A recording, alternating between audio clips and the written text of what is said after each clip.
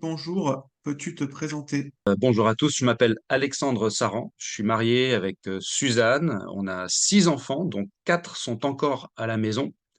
J'ai 44 ans, je suis pasteur de l'église Lyon-Gerland, qui est une église réformée évangélique, et je suis actuellement dans la 20e année de mon ministère pastoral. Pourquoi avoir écrit ce livre sur Job? Je connaissais le livre de Job, hein, je l'avais déjà lu plusieurs fois et je le trouvais intriguant, mais je m'y étais jamais vraiment intéressé de près. Jusqu'au jour où moi-même j'ai traversé, disons, une période un peu difficile dans ma vie personnelle et dans mon ministère.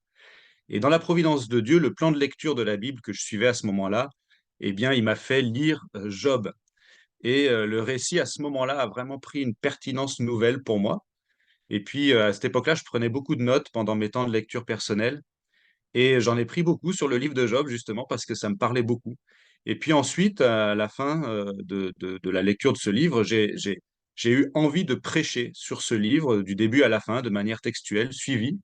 Et à la suite de cette série de prédications, ben, en fait, plusieurs personnes dans mon entourage, dans mon église, m'ont encouragé à mettre ben, mes prédications par écrit, dans un format adapté à la lecture et donc de les publier sous la forme d'un livre, ce que donc j'ai fait. Et puis je remercie Publications Chrétiennes pour leur confiance qui m'ont permis de publier ce livre.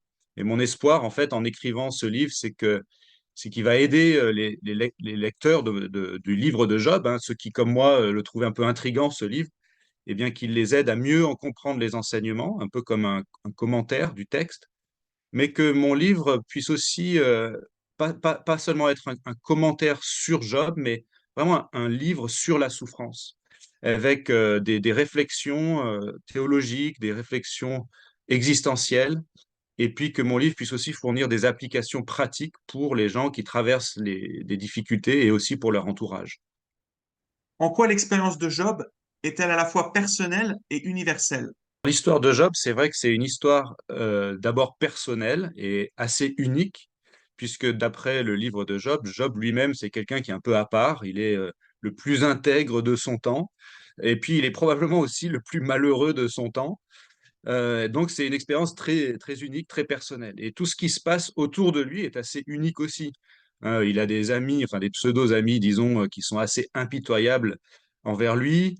Il va rencontrer un personnage un peu particulier qui s'appelle Eliou. Enfin, en tout cas, Eliou va intervenir dans son histoire. Et puis, il va avoir droit à une manifestation vraiment spectaculaire de Dieu vers la fin du livre. Sans oublier l'épilogue où Job il est pleinement rétabli et où même le texte dit que Dieu va le bénir plus qu'il ne l'était au début. Donc c'est une histoire très personnelle et très unique. Mais justement, l'histoire de Job, elle est aussi emblématique, on pourrait dire, puisqu'il est l'exemple par excellence de la personne qui a rien fait de mal et sur qui le malheur tombe de manière apparemment arbitraire et même, on pourrait presque dire, cruelle, quoi. Et donc, en fait, l'expérience de Job, nous, bien qu'elle soit unique et personnelle, nous renvoie à un problème existentiel qui, lui, est universel.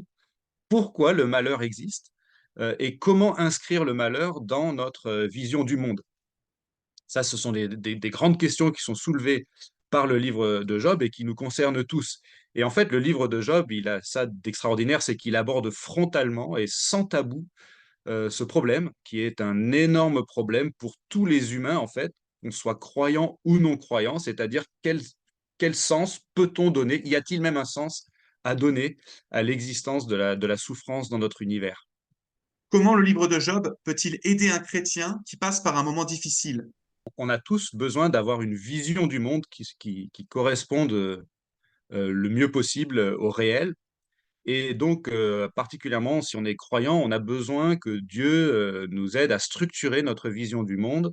Et le livre de Job contribue énormément à cela. Le livre de Job nous aide à recalibrer notre perception de l'articulation entre notre existence, l'existence du mal et l'existence de Dieu. Trois paramètres très importants dans notre vision du monde.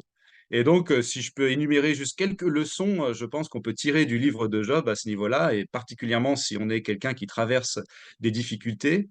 Premièrement, c'est tout à fait possible de passer par la souffrance sans que ce soit la conséquence d'une faute particulière. Ça, c'est une grande leçon du livre de Job. Deuxièmement, on doit s'examiner soi-même quand on traverse des difficultés. Bien sûr, c'est toujours un appel à l'examen de soi, mais si notre cœur est droit devant Dieu, bah, on ne doit pas se sentir coupable nécessairement du malheur qu'on traverse. Troisièmement, on peut accepter que notre souffrance puisse avoir des enjeux spirituels qui nous sont cachés pour l'instant. C'était le cas pour Job. Il a traversé des choses très difficiles et il y avait des enjeux spirituels que lui ne connaissait pas. Ensuite, on ne peut pas, ici-bas, théoriser le malheur, hein, on n'a pas de levier sur le malheur. On doit accepter que la place du mal dans le grand projet de Dieu nous est, en fin de compte, incompréhensible, en tout cas ici-bas. Et c'est tout simplement là un appel à rester humble devant les choses qu'on ne sait pas ou que Dieu n'a pas voulu nous révéler. Alors, on ne peut pas connaître la réponse au pourquoi du mal, mais on peut connaître celui qui connaît la réponse. Ça, c'est aussi une grande leçon du livre de Job. Et ça, c'est merveilleux de savoir qu'on peut avoir une relation personnelle avec le Dieu de l'univers. Il n'est pas simplement un Dieu impassible, indifférent, distant, qu'on ne peut pas connaître, mais c'est un Dieu qui s'accommode de notre faiblesse pour se faire connaître à nous. Et nous, on peut le connaître, c'est un Dieu relationnel. Et ça, c'est un moyen d'être vraiment rassuré quand on traverse les difficultés. Et enfin, quand on apprend à connaître ce grand Dieu, on découvre nécessairement qu'il est souverain puisqu'il est Dieu, et puisqu'il est souverain même sur le mal, même sur les forces du mal, même sur le diable lui-même. Dieu est supérieur, infiniment supérieur même au diable. Il est aussi juste, il est sage, il est omniscient, il sait tout, il n'a même pas besoin qu'on lui explique ce qu'on traverse, il le sait déjà. Il est immuable, il ne change pas, il n'est pas capricieux, et surtout il est bon. Et tous ces attributs de Dieu que l'on peut connaître, eh bien, servent à nous rassurer quand on traverse les difficultés. Quel est le lien entre Job et Jésus? Alors ça, c'est vraiment la question qui me passionne le plus. C'est vrai, je suis aussi un prédicateur chrétien, évangélique, et je suis persuadé que la personne et l'œuvre de Jésus-Christ sont vraiment au cœur des Saintes Écritures. Alors pour le dire très simplement, dans son malheur, Job désire le Christ. Même s'il ne le dit pas comme ça, Job désire ce que Christ peut lui apporter, ce que Christ peut lui offrir. Alors ce qu'on voit quand on lit le livre de Job, c'est que Job désire par exemple que l'abîme qu'il perçoit entre lui et Dieu puisse être franchi d'une manière ou d'une autre. Job désire même que Dieu soit un homme comme lui. Il le dit hein, dans un de ses discours, il désire qu'il y ait un arbitre entre lui et Dieu. Job désire que Dieu soit son garant auprès de lui-même. Il veut être défendu par Dieu lui-même auprès de Dieu. Job aspire à une rédemption que Dieu seul peut lui offrir. Job désire aussi, il l'exprime de manière très poignante, il désire la compassion d'un ami. Il désire être déclaré juste par Dieu. Il désire la communion avec Dieu. Il désire la consolation. Il désire la guérison. Il désire le repos.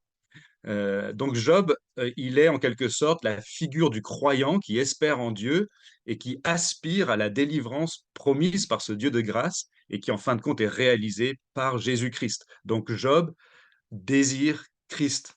Mais en même temps, Job est aussi un type de Christ lui-même, puisque Job, dans le livre de Job, il est celui qui est resté intègre malgré la tentation, malgré l'épreuve. Il est resté intègre devant Dieu. Il a continué de craindre Dieu et de s'écarter du mal. Et donc, dans ce sens, et dans l'épilogue, c'est très explicite, Job est justifié par Dieu lui-même. Il est déclaré juste par Dieu à la fin. Et de cette manière, Job a remporté le combat contre le diable, puisque parmi ces enjeux spirituels que Job ne connaissait pas, il y avait un défi entre le diable et Dieu. Et en fait, par sa persévérance, Job a gagné ce combat contre le diable. Et du fait du triomphe de son intégrité à la fin, eh bien, Job est rétabli. On pourrait dire que figurativement, il est ressuscité, parce que la mort ne pouvait pas le retenir, parce qu'il était juste. Et finalement, il est celui qui est habilité par Dieu pour intercéder pour les pécheurs, que sont ses trois amis qui ont mal parlé de Dieu.